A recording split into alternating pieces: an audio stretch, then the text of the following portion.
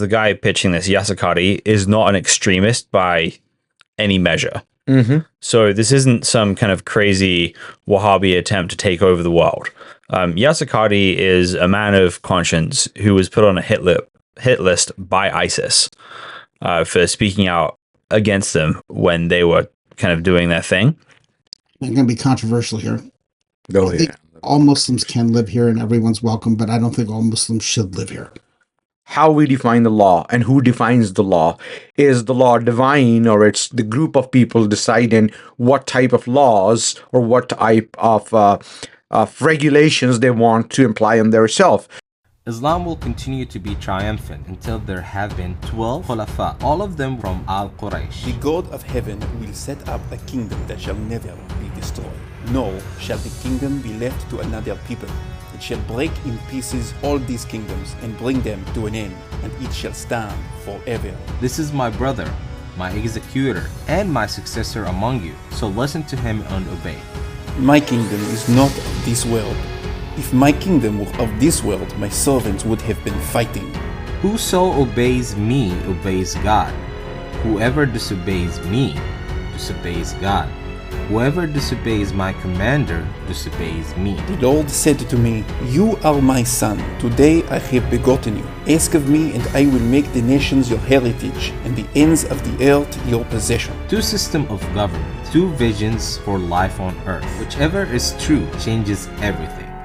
This is Christ and Khulafa. Welcome back to Christ and Caliphate. On this show, we talk about current events related to Christianity and Islam, and we also talk about timeless principles relating to Christianity and Islam. Today, we are talking about a development in Texas called Epic City, which is a city built by Muslims for Muslims. We're going to take a quick look at a clip here, and then we're going to discuss it. Assalamu alaikum wa rahmatullahi wa barakatuh. Brothers and sisters, I'm sure many of you have heard of the amazing project that we're doing known as Epic Cities. We are, alhamdulillah, constructing an entire city half an hour from downtown Dallas, literally 30 minutes from our own Plano Masjid over here. It's going to be a city of over 1,000 people. Alhamdulillah, we launched this website last year and we sold the entire phase 1 within days. Because of the demand, we are now opening up Epic Ranches. Epic Ranches is an exclusive opportunity for those who want to be within minutes of Epic City, but also want larger plots. We have 2 Epic Ranches. Epic Ranches 1 begins with 1 acreage and goes up to 5 acreage. And Epic Ranches 2 has plots of half acre and also investment opportunities for those who want to build condominiums. Brothers and sisters, this is a limited time opportunity. It is an amazing time to invest for the future, not only in yourselves, but of your children after you. We are, inshallah ta'ala, going to change the entire da'wah scene by demonstrating to the world what it means to be a Muslim living in the West. So what are your initial reactions to that clip? You go first. I don't know. Explain me the Housing Fairness Act, something like that, where, I mean, this is particularly for Muslims. Can you build a society in the United States, particularly with one religious group? Is that permissible by law? I don't think so. I don't know exactly how you do it, but presumably, if you have property, you can sell it to whoever you want to sell it to. But So you don't have to be discriminatory against it. For example, if you build a society and say only Christians are allowed to buy this land, then it's a discrimination. And this is not allowed according to Constitution. yeah, I actually don't know, but it seems to be the kind of thing you'd have to be able to prove that someone's doing. Here, it seems like they might have kind of good evidence for that, but I'm actually not sure if that's allowed. No, it's not allowed. Actually, I would say that if you're going to go back into the history of this country, segregated communities have been both good and bad, right? So, you hear a lot about, I think it was in Oklahoma, there was this place like Black Wall Street, so they're good for those areas, but then it got burned down and attacked and blah, blah, blah, blah, blah, blah, blah, blah, blah. I mean, I don't want to diminish what happened there, but, et cetera, right? But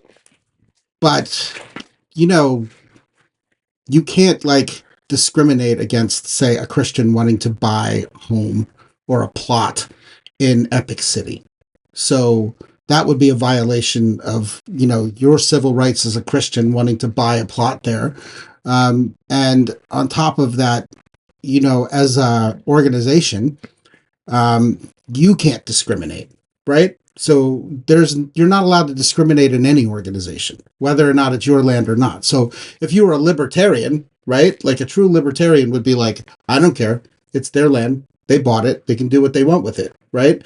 But libertarians don't run the world, so there are standards that have to make like give everybody equal protection under the law. And in order to have equal protection under the law, you have to have equal status. So you can't have like two sets of rules, right? Like you can't have a set of rules for, Jews and a set of rules for Muslims. That being said, there are communities in this country that are dominated by a certain ethnic group. Yeah, right? Domination is something else than just segregating it completely and then. I mean, buying it and building it and saying like only these kinds of people can live here. Yeah. I think that the marketplace takes care of that. Let's take Crown Heights in New York City, right? It's a highly Orthodox Jewish area. They own all of the buildings, right? And then when they get that like area of population and they, and it's a high concentration of Jewish people, then like one of them runs for city council or to be a state representative or something like that. So they get representation as well.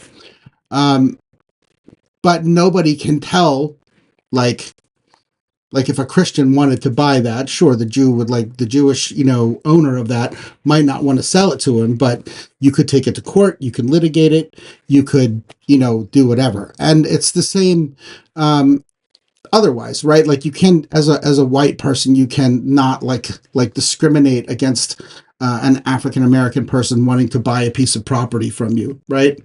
You would have to prove that. You would have to go to court and litigate it. I think the problem with this particular community is like it's flawed right from the get-go. And you know what it reminds me of? Because we did an episode of Rami. We did like Rami season. Did we do season 2 as well? We did all 3 seasons. Yeah, we did all 3 seasons, right? And there's this one episode where Rami's father has like invested all of the family money in a project, in a real estate project that never got built, right? This totally screams of that to me because I went through like James shared some links with us from like Governor Abbott's office, like the office of the governor in Texas.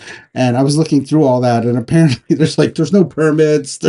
Yeah. Like we're like doing, they're like burying people without like licenses and doing all kinds of stuff like that. And listen, regardless of whether or not it's right or not, that stuff is always going to get you shut down.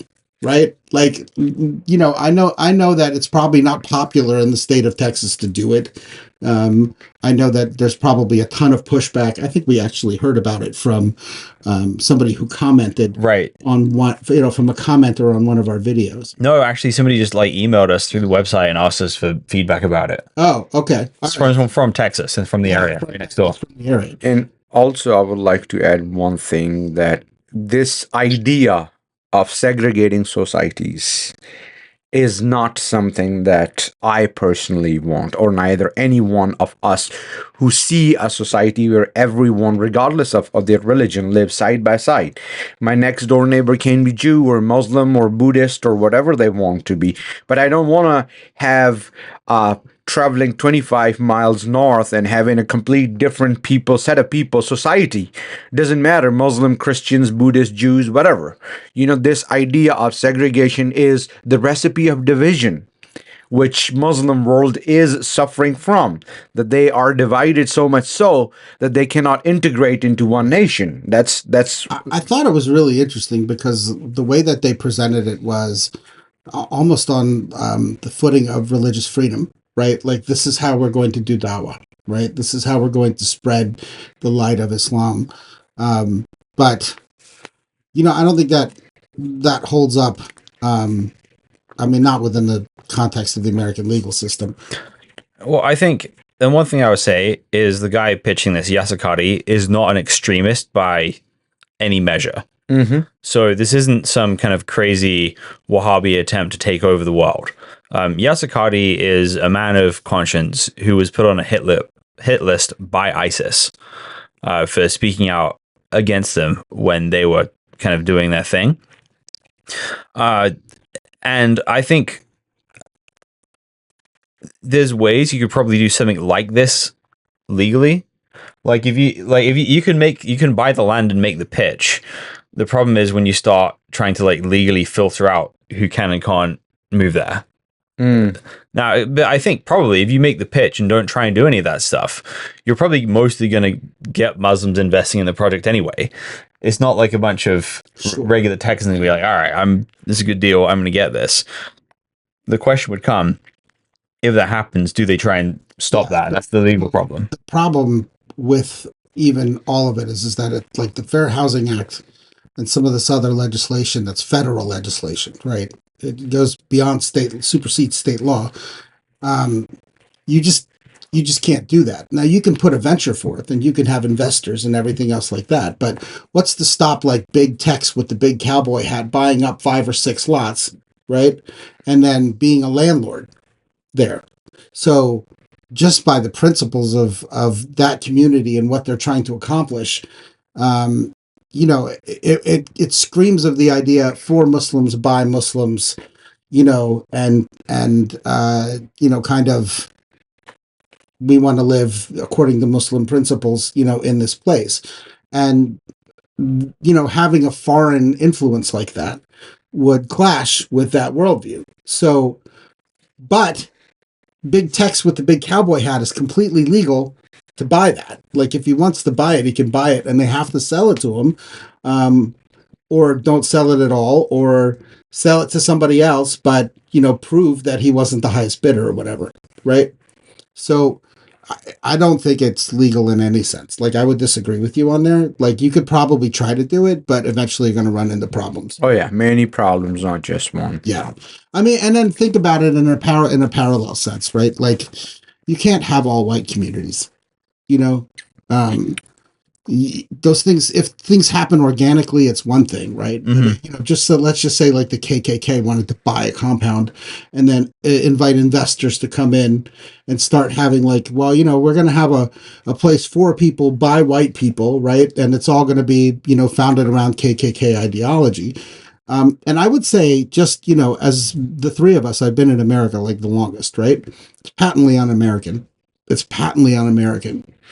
It's just it doesn't fit what I mean. I know the structure of the country and the culture's changing, but the idea that listen, you can live around your own people, but you still at some level are subject to like the laws of the United States, the language, the currency, that kind of stuff. So yeah, I think one other aspect which is I am thinking is even you mentioned this KKK, which is most extremist in their approach. Sure. Even say the most right, and I'm not saying that the Muslims in this case are extremists. When you make examples, sometimes you go to extremes. Yeah, so for that. Even the liberal Christians, Rambo Flakes and stuff, right. Even if they want to make a society, they want to make a similar community where only Christians can buy that land. We will be opposing that as well. That is not a thing that you can promote here. And you can still do private sale of land, right? So it's not like you have to list a piece of land and then, open it up for bids and everything else like that. You can privately transfer plots of land to people. I mean, I know that in there's a city near here called Kent, and there are a lot of Turks there, and they moved there decades ago. And, when they were building homes, 5 or 6 families bought houses all together, right? Mm. So it's a Turkish cul-de-sac, right? Like, their families grew up together and whatever. When I was in New Jersey, I was from Trenton, New Jersey. There was an Italian section. It was called Chambersburg. And that's where, like, there's a lot of funny stories out of Chambersburg because that's where the mob was. But it was a very Italian restaurant, a very Italian area. They had Italian restaurants and Italian bakeries and Italian people and Italian grandmas sipping espresso on Sunday, and on their porches. But the economics of the situation, neighborhood decayed, and now it's no longer Italian. The Italians all moved out. So I think that that's more along the lines of how these things happen in America. We have a Chinatown right here in Seattle. We have a Chinatown in, like New York City. So yeah, I think that's more like the model. Like it's existing, and it happens organically. But once you start trying to socially engineer it, I think you can run into like a lot of problems, particularly, and then my last words, right, in a litigious society. Like we live in a litigious society now, right? And a lot of people are like going to see this and go, well, I'm not going to let that happen, so I'm going to try and buy a piece of land and then I'm going to sue them. Mm-hmm. Yeah, my closing thoughts on this are that I think were I the governor of Texas, or just from a political perspective, having socially engineered separate communities in the country would be worrying to me. Yeah, on several levels. But I think it's really important that anything you do to oppose such communities needs to happen within existing legal frameworks. People shouldn't invent new legal frameworks to try and stop things like this. Right? Agreed. So, but for most people listening to this, you're not the governor of Texas or have any legal power to stop anything like this.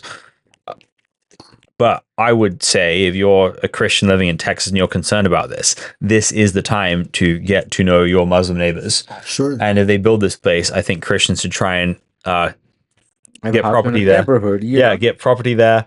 Start a church there. I mean, we move in. Almeida should buy something there, right? Like, even if it's just like the Almeida swimming pool or something. Yeah. Yeah. So I think that, again, there's two responses. There's the state response to this, there's the legal response to this, and then there's the personal response to this. And it's really important that whatever your political opinions are on this, you don't let this be an excuse to alienate your Muslim neighbors, and that you actually get closer towards people, and that because fundamentally these things will not change through law. These things will change through cultural transformation, and culture comes from individuals. It comes through people. Yep. So now is the time to plug in. So let's move from the news. So let's move from current events to kind of like the timeless principle behind this. And the question would be, should Muslims be able to live in Christian societies? Absolutely. Sure. What are your arguments against this? Okay, let me play devil's advocate right now. Let's say in the Old Testament you had a state religion, you had only one type of worship allowed within the nation of Israel. Mm-hmm. And Deuteronomy is a book that's about the covenant for the nation of Israel, yes, but it's also a law that has principles that apply for all time everywhere. Therefore, if we have countries that are Christian in substance, meaning that like lots of people here are Christian to the extent it affects our laws and culture, therefore we should not allow false worship of and incorrect religions in our countries as Christians. How would you guys answer that biblically? I mean, even in the passages that you're talking about in the Torah, there are allowances made for people who are from the nations living within the nation. But those people have joined themselves to Israel, right? So essentially, they're not second-class citizens. It says when they left Egypt, a mixed multitude went out with them. So Egyptians left with them and were gradually like assimilated into the nation. That being said, I think that the difference in what you're talking about biblically and where the world has kind of evolved, like all of that went out in the Renaissance, right? Where, you started rejecting like Christian states or Catholic states and pushing away from that idea and developing, like let's just say like the French concept of democracy that, later was like, adapted throughout Europe. So And in England and different places, but That did not come from France and England. I think the idea is it came from Greece. But I'm saying that, like, in modern times, you had the Renaissance, right, which pushed away from aristocracies and religious states, and like, I am the king of this because I'm God's person sitting on a throne, right? Like, it started to develop like parliamentary systems and all this other stuff. I would make the argument that the reason that stuff developed was not really due to is not so much to do with the Renaissance, but the Reformation. No, I would agree with you, but I would say, like, so the secular world is not looking at the Reformation. They're looking at like the French Revolution. Sure, and that's part of the problem. Yes, it is part of the problem. Absolutely. Right? Like, off with your head is Yeah. So the model of government we have really comes from Geneva, Switzerland, through Scotland, then to England, through right. Presbyterian. And the system of government in the sort of turn of the Reformation in England was called popular sovereignty. Right. And it's that Puritan worldview which believed in the kingship of all believers, that every individual has a sense of sovereignty in their lives, and that the king should be under the law, right? The republic is not direct democracy. The people have a voice, but God's voice is supreme, and that voice is represented by the law. Right. So we don't just vote for everything in our countries. There is supposed to be a certain sense of, what the standard is, right? And if a nation is Christian, that standard is going to reflect Christian principles. Yes. And I mean, as far as Muslims, coming to those places, I mean, I wouldn't say when we came in the 70s that when my family came here in the 70s that America was a devoutly Christian nation, but it was still, Christianity is still like the major religion here in this country. And there was an immigration process, and we went through it. I'm going to be controversial here. I think all Muslims can live here and everyone's welcome, but I don't think all Muslims should live here. Because I think that it's, if you have a certain worldview and you don't like the way things are here, and you want to impose your will in different communities and stuff like that, or you don't want to abide by the laws because you think that your laws supersede the laws of the country, then this is probably not the best place for you, because we don't practice like our society like that. I mean, it's you can't like. I don't want to be extreme in my example, but like female genitalia mutilation, right? That's practiced in some countries in Islam. It's an extreme, but you can't do that here, right? Let's take an easier case, like polygamy. Yeah, polygamy. You can't do that here, right? And there are certain things that are just never going to flush here because they're against the law. And, it's one thing to sit here and say, like, the law is unjust and we should change it. You know what I mean? Like, that's how the system's, hopefully built and how it hopefully executes. If there's injustice, the system can be changed by the population. But, certain things are just not like, I don't want to sound exclusive. I don't know exactly what I'm saying. I just don't think that like it's a great fit for everyone, right? And it would be the same for me. If I went to China, I would not be a great fit in China. Like I'm like so all about like my individual rights and liberties. And in China, those things are dictated to you, right, by the state. So it wouldn't be a good fit for me, right? That's not to denigrate China or the Chinese. It's just to say it's not a good fit for me. So yeah, I think there are two things. First, I agree with you should be living where you find yourself fitting in that. But again, the question which is more appealing to me is how we define the law and who defines the law. Is the law divine, or it's the group of people deciding what type of laws or what type of regulations they want to imply on themselves? So the law, in my opinion, is not something that you cannot change over time. It's just how people see themselves fitting in that, and that keep changing, right? Right. But let's for the sake of this conversation, right, we're talking more about the biblical law and its application. So if we have a button we can push, which makes the ideal law using biblical principles, the question becomes, what happens to people who are non-Christians, specifically Muslims, in that society? I mean, I think that I would like to think that, love your neighbor as you love yourself.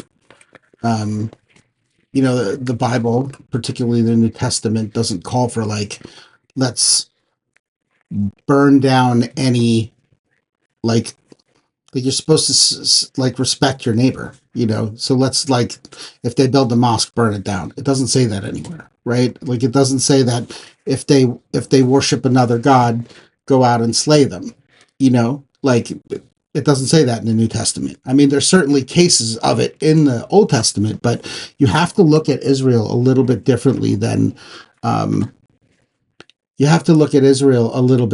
because Israel, at that point, God is trying to do something very specific, and he's starting a process that's very specific that leads to Jesus. So that's where he did it. And even in the Old Testament, there was never a blanket ban on non-believers. No. The punishment for Jews would be if somebody was teaching the other Jews or the other Israelites to follow other gods, but there's no ban on non-Jews being in the land. In fact, if you read Deuteronomy 31, it says in verse 10, Moses commanded them, at the end of every 7 years, at the set time in the year of release at the Feast of Booths, when all Israel comes to appear before the Lord your God at the place he will choose, you shall read this law before all Israel in their hearing. Assemble the people, men and women and little ones, and the sojourner or foreigner within your towns, that they may hear and learn to fear the Lord your God, and be careful to do all the words of this law, and that their children who have not known it may hear and learn to fear the Lord your God. Right. So I think just to also add to that, the standard is harder for Jews, right, in that area. Like there are laws that apply to them, and it's the same with us Christians. Judgment begins. The theme is judgment begins with the house of God, right? So if you are a Christian nation and you call upon the name of the Lord, right? It's not like saying there's a covenant, but if you commit iniquity and injustice, you provoke God to act on behalf of the people you're oppressing, and that God will deal with his children, with discipline, right? So, anyway, go ahead. So you take that, there's an expectation in the Old Testament. There are going to be non-Jews, non-believers, people of different religious groups living in the land of Israel back then. And the way the New Testament trains us is not with an expectation that we're going to be segregated from the rest of the world, but that we're going to be living side by side with unbelievers for our entire reality. And the way we're told to treat those people is to welcome them, to show hospitality, and to love them, just like the Jews were supposed to as well. So I think you can have a nation which is trying to honor God with your laws, but it's not bringing the kingdom of heaven down on earth. The mission of the kingdom of heaven right now, expressed through the church, not the state, is there to be able to proclaim the love and mercy of God to people who don't know yet, and welcoming strangers and foreigners into your country who believe differently is biblical. So let me ask you this, and I ask both of you. So do you think that the principle lies within the separation of state and church that allows, because if you take church and state as one unit, then we have seen, you gave an example of Puritans. What I know a little bit of history, when Puritans came in the United States, they were pretty secluded societies, and they didn't like the other societies to settle in. Maybe I'm wrong, but that's what I read. So please correct me if I am. So that is also a form of having state and religion all together. So is that the principle that state and religion should be different, and that's how it allows all the other religions, or Muslims or Jews or other religions, to come and live side by side? I'd actually make the argument that the Puritans were some of the key pioneers of the separation between church and state. That's the whole reason they left England, is because you had a state church that they didn't want their consciences bound by. But they didn't allow people to live in their societies here when they came in, right? They were persecuting Catholics when they tried to come in, live their societies. This is the thing, right? This is the part of American history that gets glossed over a lot because we focus on the separation from Britain and all the events of 1776. Each one of the states, the colonies at that point, was founded by a different religious group, right? So, Pennsylvania was founded by Quakers, right? Like I think Maryland was, I can't remember, but different states were founded by Catholics and some were founded by Puritans, right? So the idea is that they didn't get along. But the truth is, when they were forming a system of government, there was this idea written into it that we are all brothers and sisters in Christ, right? So we're all connected by Christ because they were all Christians. They were all coming from a Christian standpoint, even though they had disagreements. That being said, if you went into some places, you got chased out, right? Because they didn't, the Catholics didn't want the Protestants living next to them and so on and so forth. And that has kind of repeated itself all throughout history. Though the enmity between brothers is something that's really hard to, kind of overcome in Christianity. When Jesus comes back, we'll all be one, right? Like we'll all be united under his rule. So that being said, like a Muslim, coming into that context is going to, I feel it, more so. But that's what I was talking about, right? So you were talking about the separation of church and state. And that's where I would tie back in, the principles of the Renaissance and the French Revolution and all that other stuff, where, people started pushing back on this idea. So you could have a state religion, but it wasn't necessarily in control of the civic apparatus. Yeah, well, so Jesus himself says, my kingdom is not of this world. If my kingdom were of this world, my servants would be fighting. Right. So the Bible teaches that both the state and the church are created to serve God, but they're there to serve God in different realms, which means there's going to be very specific things the state does, which are about matters of justice, money, borders, things like that. And there are things the church deals with, which are going to be people's souls, ultimately. And that line is not like a completely stark line, but I would say the line is less blurry than the Islamic line is when we look into the Islamic source materials. So now we're going to talk about the rules for Christians living in Muslim countries. And I'm going to read the text of a document called the Pact of Omar. Now, we should say on the outset that there are scholars who debate the authenticity of this document. Nevertheless, classical Sunni Islam has held it as authentic. And the version of this pact I'm going to be reading is the one from Ibn Kathir. In the name of Allah, the most gracious, the most merciful, this is a document to the servant of Allah, Omar, the leader of the faithful, from the Christians of such and such a city. When you Muslims came to us, we requested safety for ourselves, children, property, and followers of our religion. We made a condition on ourselves that we will never erect in our areas a monastery, a church, or a sanctuary for a monk, nor restore any place of worship that needs a restoration, nor use any of them for the purpose of enmity against Muslims. We will not prevent any Muslim from resting in our churches, whether they come by day or night, and we will open the doors of our houses of worship to the wayfarer and passerby. Those Muslims who come as guests will enjoy boarding and food for 3 days. We will not allow a spy against Muslims into our churches and homes and hide deceit or betrayal against Muslims. We will not teach our children the Qur'an. We will not publicize practices of shirk, polytheism, invite anyone to shirk, or prevent any of our fellows from embracing Islam if they choose to. We will respect Muslims, move from the places we sit if they choose to sit in them. We will not imitate their clothing, caps, turbans, sandals, hairstyles, speech, nicknames, or title names, or ride on saddles. We will not hang swords on the shoulders, collect weapons of any kind, or carry these weapons. We will not encrypt our stamps in Arabic, or sell liquor. We will have the front of our hair cut. We will wear our customary clothes wherever we are. We will wear belts around our waist. We will refrain from erecting crosses on the outside of our churches and demonstrating them in our books, in public, in Muslim fairways and markets.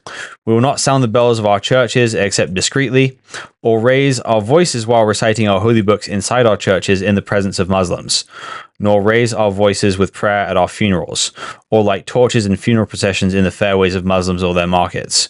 We will not bury our dead next to Muslim dead or by servants who were captured by Muslims. We will be guides for Muslims and refrain from breaching their privacy in their homes. We will not beat any Muslim. These are the conditions we set against ourselves and the followers of our religion in return for safety and protection. If we break any of these promises that we set for your benefit against ourselves, then our dhimma, promise of protection, is broken and you are allowed to do with us what you're allowed of the people of defiance and rebellion. I know that's a very old document, but it's interesting to see how that applies in the modern world, right? There are still places that kind of adopt that pact. Where, for example? I mean, I don't see. I'm in Saudi Arabia, obviously. You can't do any of those things in Saudi Arabia. It's not like Christians are forced to cut their hair or ride donkeys or anything like that. But you're not allowed to build a church. You're not allowed to do any of those things. I've never been to Iran or places like that are. I mean, obviously Sharjeel is from Pakistan. And I've seen we started a church and then it's just like a violent ruckus that happens in those places to get rid of the Christians because it's viewed as a threat or heresy. So that being said, I obviously don't agree. I think there are two things that are important to understand. First, we have to look how old this document is and what was the tradition back then. We talked about the law of the land. We talked about how you must adhere to the rules. And this is very liberal document, by the way, in terms of how the rules back then were. And it's not just, we talked about a separation of state and the church. And when was it? 1300, 1400? Somewhere around. This is Ibn Kathir's version, but this is allegedly from like 637. 637, right? How Christianity looked at that time. Of course, it was taken as a Roman Christianity, right? But as just to compare it with it. So you will see that these documents give you religious freedom to some extent. At that time, yes, there was a lot of religious freedom.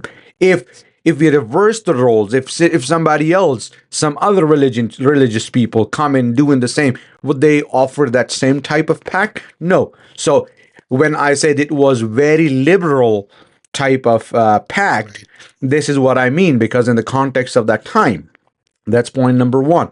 Point number two, which you talked about Saudi Arabia. My argument would be that I don't believe the way Saudi works, and it goes back to there's a hadith that is clearly says that drive all the non-believers out of the Arabian Peninsula. But then Arabian Peninsula is not just Saudi Arabia; it's Yemen, it's Arab Emirates, it's all other neighboring countries. Sure. But the idea is, can you build a mosque in Vatican City? No, that's a good point. Right? So if a place is declared a holy place, then of course it's given, for example, I mean, when we see Judaism, it's a little different because Jerusalem is being like so much infused with all these three religions. Sure. You can't, but they have a point that the Jerusalem belongs to Jews, right? Because it's Old Testament and everything else.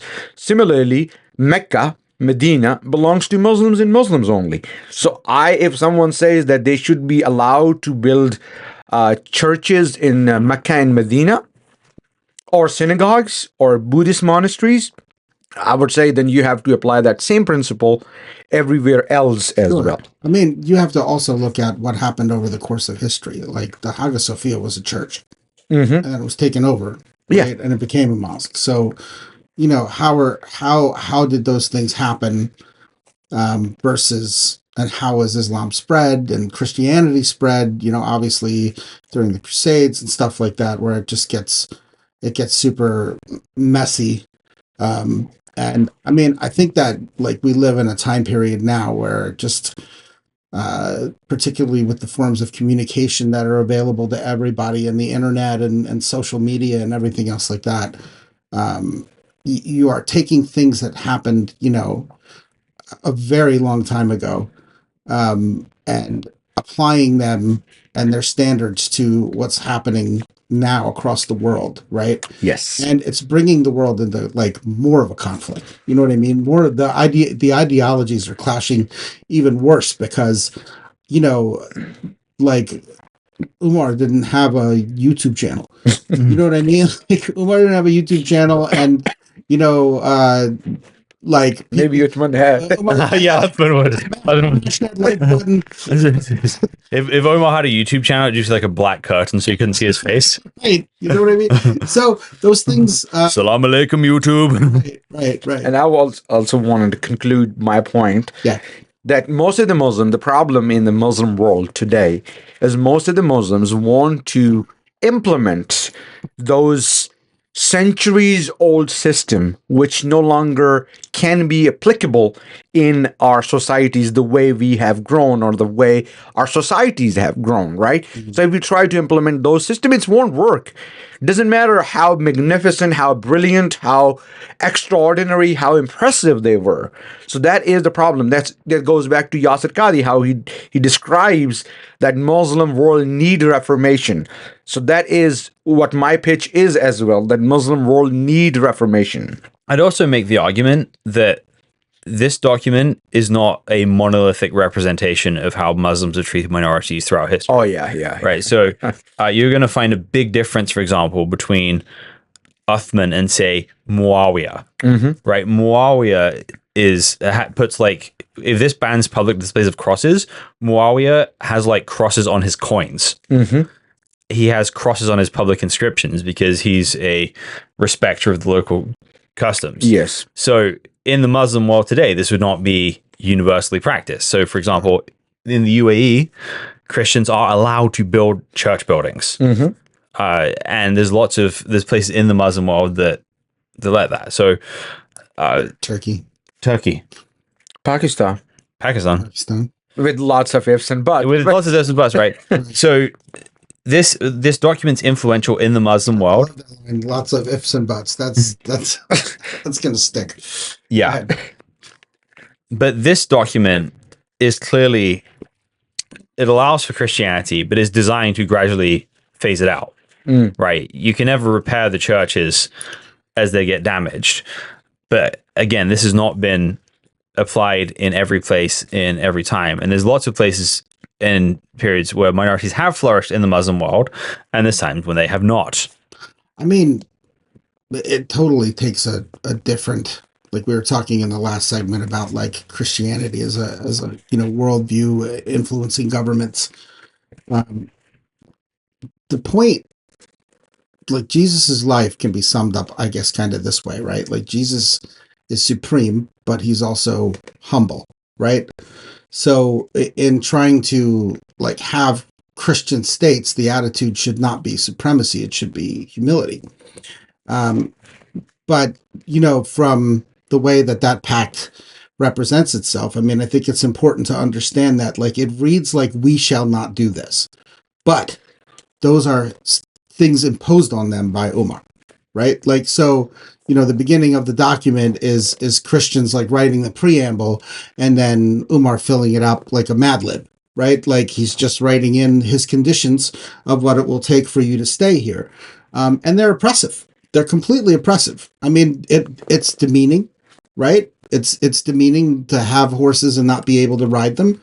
It's demeaning to have your hair cut a certain way.